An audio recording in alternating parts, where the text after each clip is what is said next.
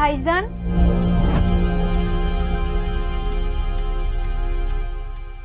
কেমন আছিস তুই? আমি ভালো আছি ভাইজান, তুমি কেমন আছো? এই তো আছি, আমি ভালো আছি। তুই হুট করে চলে আসলি, কোনো কিছু না জানিয়ে, একবার জানিয়ে আসতি। আসলে ভাইজান, আমি তো না জানিয়ে আইতে চাই নাই, বাধ্য হয়ে আইতে হইছে আমার। তুমি কি এমন বাধ্য হইছো যে মানুষের বাসা না জানাই চলে আসতে হইলো তোমার? অ্যাটলিস্ট মানুষের বাসা আসলে তাদেরকে ইনফর্ম করতে হয়, এটা একটা কমন সেন্সের ব্যাপার। তোমার যে কমন সেন্সটুকু না সেটাও আমি জানতাম না। তো তুমি কি এমন সমস্যায় পড়ছো আমাকে একটু বলো তো।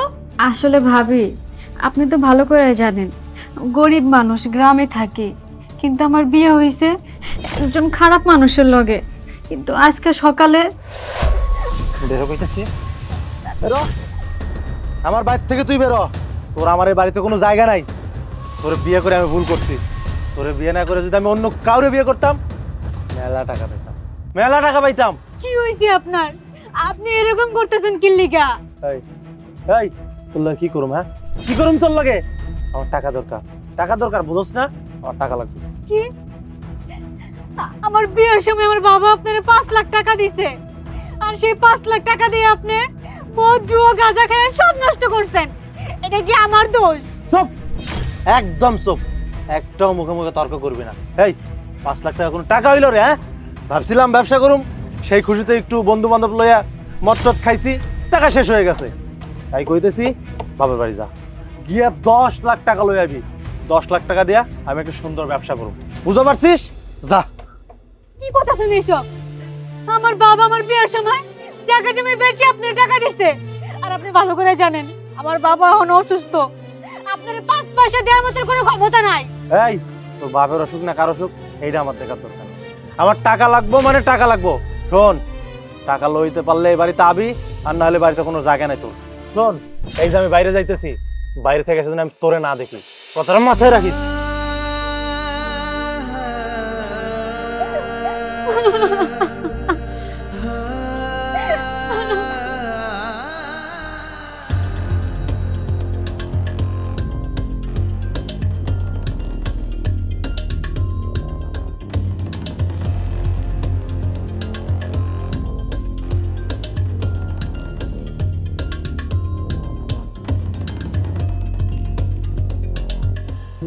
এই ঢাকা জাহিদাবাদ নামেন, ঢাকা জাহিদাবাদ নামেন, এই ঢাকা জাহিদাবাদ নামেন।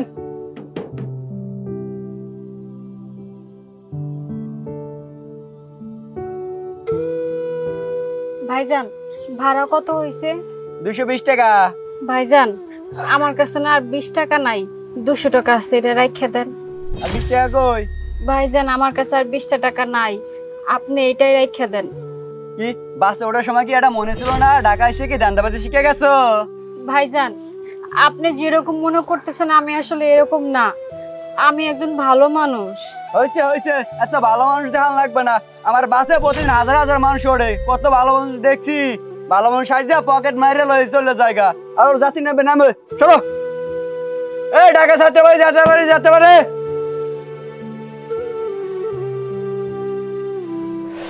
তারপর আমি ভাইজানের বাড়িতে আসতে বাধ্য হয়েছি। মানে এত কিছু হয়েছে, একটাবার জানাবি না আমাকে? তুই এসছিস, খুব ভালো করছিস, তুই এখন থেকে এখানে থাকবি।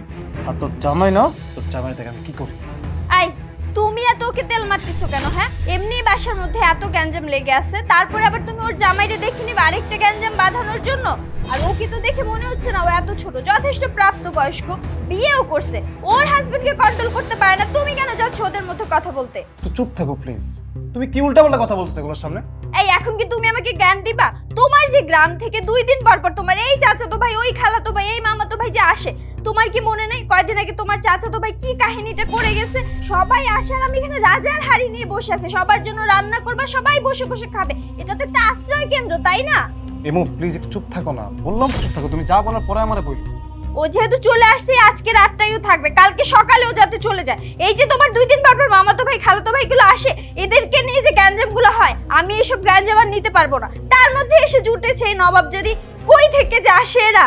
এমো, সে কখন থেকে জানা তাই বলতেছে, সমস্যা কি তোমার? তোমারে বলো না চুপ থাকো। তোমার যা বলার প্রয়োজন পরে আমারে বইলো। আমার বোন আসছে এখানে, এখানে পর কেউ আসে নাই যে আমার গ্রাম থেকে চাচাতো ভাই মামাতো ভাই আসছে। আমার আপন বোন আসছে, তুমি উল্টাপাল্টা কথা বলতেছো। তুমি যা বলার পরে বলো আমারে প্লিজ, আমার কথাটা শোনো একটু। আই, তুমি আমার সাথে চিল্লাচিল্লি করতেছো কেন? আমি যেটা বলছি ওইটাই ফাইনাল। এই মেয়ে যদি আজকে রাতের বেশার এখানে একদিনও থাকে, আমি কিন্তু পুরো বাড়িতে আগুন লাগাই দিব। ইমো, আরে শোনো। আচ্ছা, তুই কিছু মনে করিস না, ও গেছে গেছে, সমস্যা নেই, ও ঠিকও হয়ে যাবে। আসলে হয়েছে কি জানিস, তোর ভাবির মনটা কিন্তু অনেক ভালো। ওই কয়েকদিন আগে রফিক আসছিল, এসে একটা ইনসিডেন্ট করে গেছে, এই নিয়ে খেপে আছে। সমস্যা নেই, তুই এগুলো নিয়ে একদম প্যারা খাবি না। তুই ভাইয়ের বাসায় আসছিস, খুব ভালো কাজ করছিস, তুই এখন থেকে এখানে থাক, টেনশনের কিচ্ছু নেই, আমি আছি তো। আচ্ছা, ওই পাশে রুম আছে, ওইখানে গিয়ে সুন্দর মতো কাপড় চোপড় চেঞ্জ করে ফ্রেশ হয়ে রেস্ট নেয়, আর বাকিটা আমি দেখছি।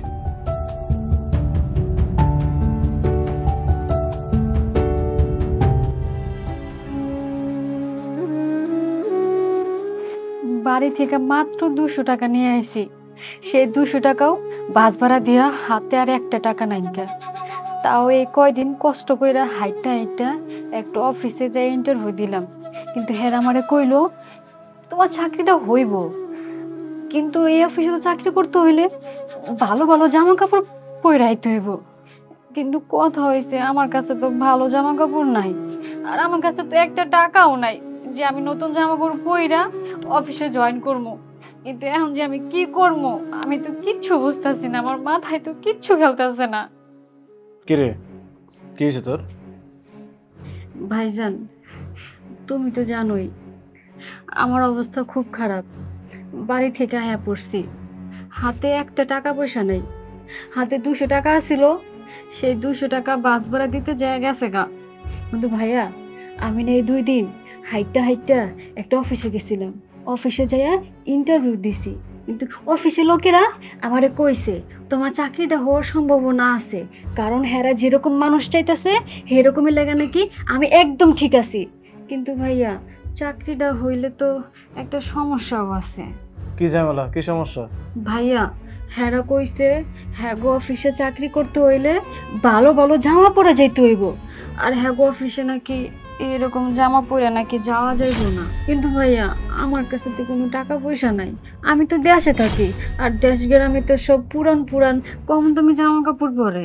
আর এইটা নিয়ে টেনশন করে কি আছে? কত নর্মাল একটা ব্যাপার। তুই গ্রাম থেকে আইসোস, জামা কাপড় নাই, কোনো টেনশনের কিছু নাই। তো যা জামা কাপড় লাগবে সব তোর কিনে দেবো আমি, সমস্যা আছে? তোর শুধু একমাত্র চাকরিটা একটু কনফার্ম হয় নাই, চাকরিটা কনফার্ম হইলে তখন তোর জামা কাপড় যা লাগবে সব কিছু কিনে দেবো। যা।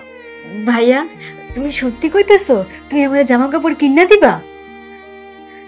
কিন্তু ভাইয়া, তুমি যে আমার জামা কাপড় কিনা দিবা এটা যদি ভাবি জানে, ভাবি তো অনেক তোমার লগে রাগারাগি করবো। আসলে ভাইয়া, আমি এসব চাই না, ঘরের ভিতরে এরকম অশান্তি হোক আমারে নিয়ে। আচ্ছা, তোর ভাবি কামাই করে আমারে খাওয়ায় নাকি আমি কামাই করে তো ভাবিরে খাওয়াই? কত এই বাসায় আমার বোনরা আমি কি দিব না দিব সেটা আমার বিষয়, এটা আমার ইচ্ছা।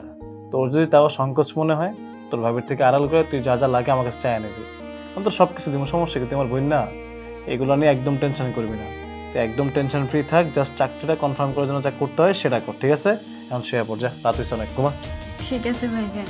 ঘুমা, যা, শুয়ে পড়।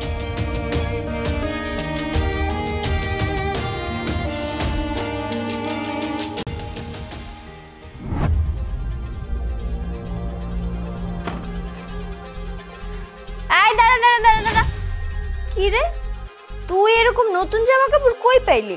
গ্রাম থেকে যখন আসছিলি তখন তো কি ছেঁড়া ফাটা পুরান 2-3 বছর আগের জামা কাপড় নিয়ে আসছিলি, এখন এত মানজে মেরা যাইতেছস কই? আসলে ভাবি, আমি একটু বাইরে যাচ্ছিলাম। ও আচ্ছা আচ্ছা, এবার আমার মাথায় ঢুকছে, আমি সব বুঝতে পারছি। ঢাকায় আসতে না আসতেই ধান্দাবাজি শিখে গেছোস না, নষ্টামি শুরু হয়ে গেছে। আমার বাসায় থাইকে তুই বাইরে বেরো একজনের সাথে নষ্টামি করস, এর সাথে ফুষ্টি নষ্টি কইরা হাত থেকে টাকা পয়সা নেই, সমস্ত দামি জামা কাপড় পরস না। আমার বাসায় থাইকে এই সমস্ত নষ্টামি করা যাবে না। দাঁড়া, আমি আজকে এর একটা বিহিত করে ছাড়বো। রাজ, রাজ কই তুমি? এদিকে আসো তাড়াতাড়ি, তোমার বইনের কুকীর্তি শুই না যাও খালি। কি হয়েছে বলো? আবার বাসার মধ্যে কোন ঝামেলা লাগছে? শুইছিলাম, শুইতেও পারলাম না, বলো কি হয়েছে বলো। চিল্লাচিল্লি করবো না, তোমার এই যে আদরের বোন যারা নিয়ে অনেক বাহাদুরি করছিলা, তোমার বোন যে বাইরে যা নষ্টামি করে, ফষ্টি নষ্টি করে টাকা কামায়, তুমি কি সেটা জানো?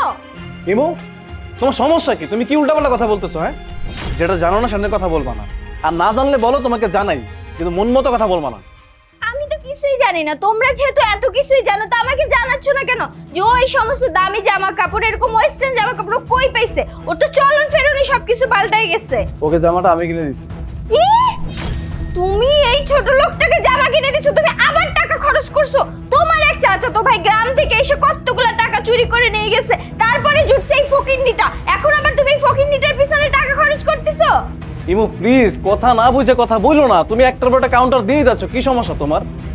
কোনো কিছু না বুঝলে আমারে বলো, আমি তোমারে বুঝিয়ে বলতেছি। তুমি জানো একটা চাকরি হয়েছে, একটা মাল্টিন্যাশনাল কোম্পানিতে চাকরি হয়েছে, ভালো কোম্পানি। তুমি জানো প্রতি মাসে স্যালারি কত? প্রতি মাসে ওর স্যালারি 35,000 টাকা। এতদিন তুমি যে কষ্ট করছো না, ওর জন্য অনেক কিছু সহ্য করছো না, ও বেতন পাওয়ার পর না তোমার সব কিছু পোষাইয়া দেবে, তোমার আর কষ্ট করতে হবে না। এখন আমার বোন খুব ভালো থাকবে, এখন তোমার উপরে সে পড়ে থাকবে না, আমার উপরে সে পড়ে থাকবে না। এই বাসায় আসার পর থেকে তুমি জানা তাই বলে যাচ্ছ। তোমার কোনো কিছু বোঝাইতে গেলে তুমি উল্টা আমারে বোঝাও। আরে আমার বোনকে আমার কাছে আসবেন অন্য জায়গায় যাবে, এটা কোনো কথা হইলো ইমু? 35,000 টাকা বেতনের চাকরি পাইছো? আরে আমার ননদ তুমি কি ভালো, তুমি এই সুখবরটা আমাকে দিবা না?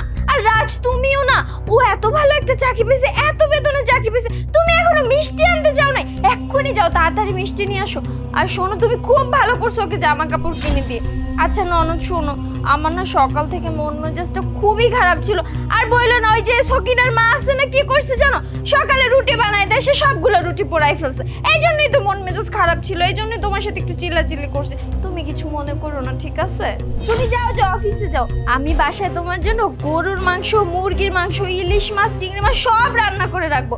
তুমি অফিস থেকে আসবা, আরাম করে চেয়ারে বসবা, আর খাবা, আর ঘুমাবা, আর অফিস করবা। আর কোনো চিন্তা নাই তোমার। আর মাস শেষে বেতন পেলে তো ভাবিকে দিবা, এটা তুমি জানি, তুমি তোমার ভালো ননদ। থাক ভাবি, আপনার আর কষ্ট করে কোনো কিচ্ছু করতে হবে না। আমি বুঝি আপনার অনেক কষ্ট হয়, আমি বুঝি এ বাসা থাকলে আপনার অনেক অসুবিধা হয়, কারণ আমি বিপদে পড়ে এ বাড়িতে আসছিলাম।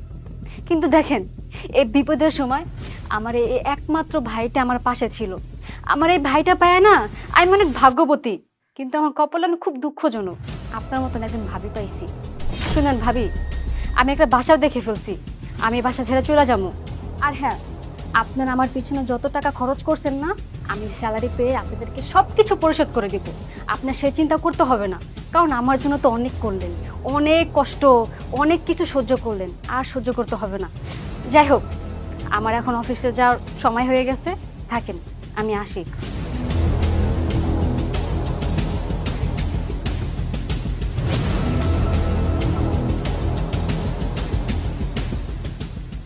ওই 30,000 টাকা মিস হয়ে গেল।